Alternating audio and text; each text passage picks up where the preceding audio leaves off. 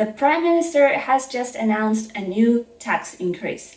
It's not a surprise for me, and in this video I'm going to review the main information and the main facts that the Prime Minister has given us, share my ideas about what exactly is going on and what's going to happen in the future, try to analyze how it's going to affect the middle class and the people with low income who are trying to get to a better place. So if you are interested in any of this information, then please keep watching this video. Hello guys, and welcome back to my channel. My name is Anastasia. On this channel I talk about investing, and especially investing for beginners.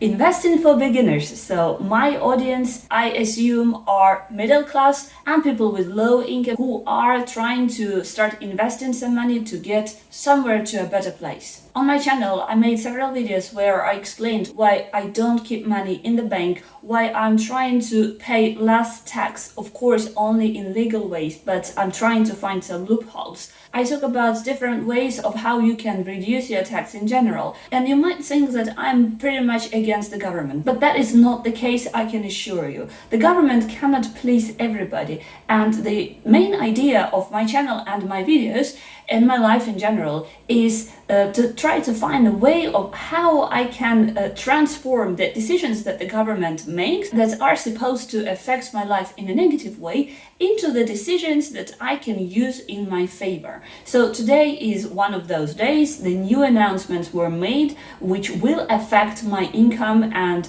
subsequently my life in one way or the other, and I'm just trying to understand how exactly it is going to affect me and my income and how I can use it in my favor. So these are the thoughts that I'm going to share with you in my video. So let's look exactly at what has happened and what has been announced today. There are three main things that you have to know. First of all, Boris Johnson has announced that the national insurance tax is going to increase by 1.25%.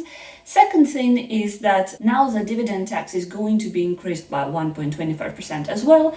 And the third thing is that NHS is not going to be particularly free anymore. So from the first sight, all of the news are pretty negative, and which they are, to be fair, but what could you expect?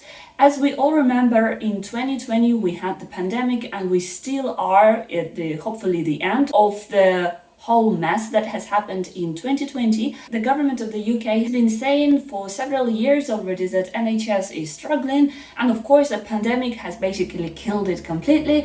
So the government has printed lots of money that were given to the nation, also in the form of the financial support and furloughs, etc. The government doesn't make any money as such. The government borrowed the majority of the money from the central bank, but it doesn't matter because the government now has to pay this money back, and to be able to pay this money back they have to find this money somewhere.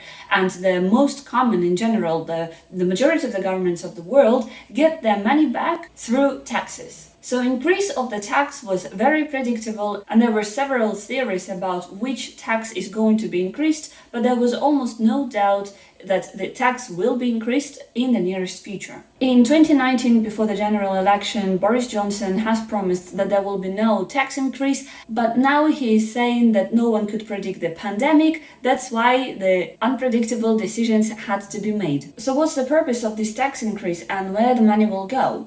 Well, Boris Johnson said that the majority of the money will go to NHS to help it cope with the backlog that has appeared during the pandemic. But let's be honest, that started a long time before the pandemic. It is estimated that the move will raise £36 billion. The majority of it will go to NHS, and only £5.4 billion will be spent on funding the social care. From October 2023, NHS will also stop being completely free. So the whole nation is going to be divided into three groups. Those people who have less than £20,000 in assets will still be provided by the services of the NHS completely for free. People who have 20 to 100,000 pounds in assets will have to pay partially for the service. Unfortunately, we don't know the details yet, although the government has promised to support this group of people. But again, we don't know any details.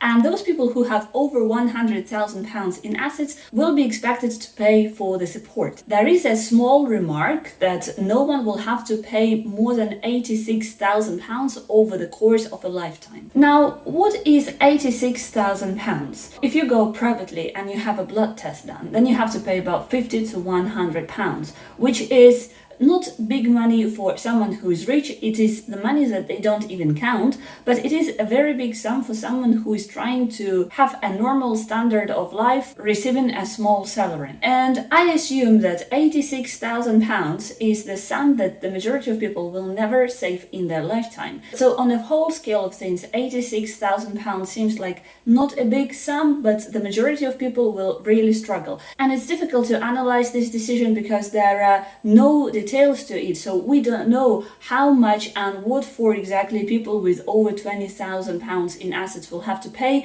how the support from the government will work, what the government will help pay for, and what services we'll have to cover ourselves. I have to say that this new change is going to kick in starting from April 2023, and it will not affect those people who are receiving the medical care right now, because now there is also a limit of £23,250 which people have to spend on their medical care from their savings before the government starts funding the care for them. As for me, I never really relied on the government as such. I've been telling you about it in all of my videos. I don't rely on the pension, I don't rely on the medical support, because it's always better to be able to go privately to the clinic, to the hospital, and do everything you need to do yourself. You avoid all different backlogs, you avoid queues, you generally get better services as well. It's for that reason I'm trying to find additional sources of income. It's for that reason that I started investing, and it's also for that reason that I started this channel. So the way that this decision is going to affect me the most is hidden in the new tax which is going to be paid on the dividend income. And this was done to ensure that those who are high earners and those who own shares is going to contribute towards this reform as well. And I have some strange feelings here, because from one side, why only dividend income? Surely there are so many other sources of income that could be taxed. Why target dividends? And secondly, is it really only high earners and very rich people, the business owners, big investors, who are going to be affected? Surely no. And my second question is, do they really believe that only the richest people, only the business owners and high earners are investing and receiving the tax dividends? Surely not. Everybody who has the investor's mind, everybody who is trying to get to a better place, everybody who is trying to do something with their life. I'm sure you know people around you who don't think about investing, who don't think about the future. All they are concentrated on is their present, and very often their monthly salary is much higher than of those people who are thinking about their future, who are trying to take control of their lives and of their pension, their retirement age. Those are the people who start investing. That doesn't mean that these people are very rich.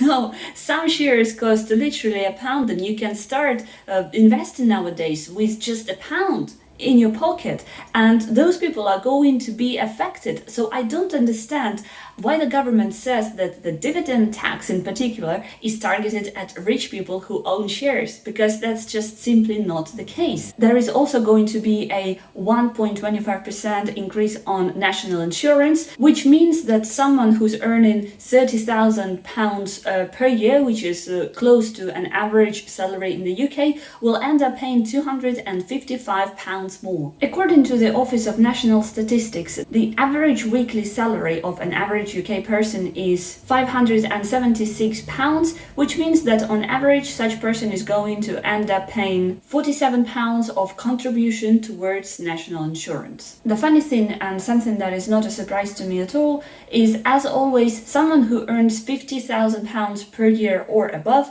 will end up paying much less money towards the national insurance, and the new dividend tax is supposed to cover this difference. Again, as if only those people who earn £50,000 and above per year are investing into dividend stock. This levy is going to be implemented only in England, but Wales, Scotland and Northern Ireland are going to receive 2.2 billion from this levy, which is 15% more than what these countries are contributing according to Boris Johnson. So is there a way to overcome the dividend tax payment of 1.25%?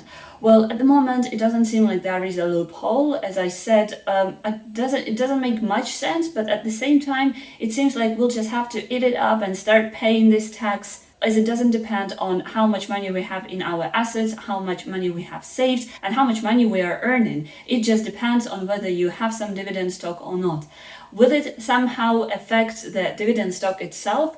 I don't think so, because from the first sight, it doesn't seem like a big sum. It's only 1.25%. But over the years, of course, it's going to accumulate, and there is no one there to tell us that it's not going to get increased again in the nearest future. I mean, again, I wouldn't be surprised personally. Did the government have any other ways out and any other solutions of how to solve this huge problem, the gap that has appeared in the budget of the country? I don't know. That's why I am not a politician. They can never please absolutely everybody, and they cannot tax only the richest, because then the richest will leave and they will always find a country where they will not pay much tax. That is not something new. That is how it works absolutely everywhere in the world, and the task of the government is to try to please everybody to the highest extent it can. The surveys show that the public generally supports these decisions, but if you read carefully about the wording and how the question was asked, it is hard to say no. Of course, the majority would support it, but if you word it differently, I'm sure the answer would be different as well. Well, it's up to you to decide whether you support this decision or not, but I don't think any of us have a choice, and we all have to comply with the regulations and the laws that the government has introduced today. Maybe there will be some changes, and we're expecting to get more details about how exactly we will have to pay this tax.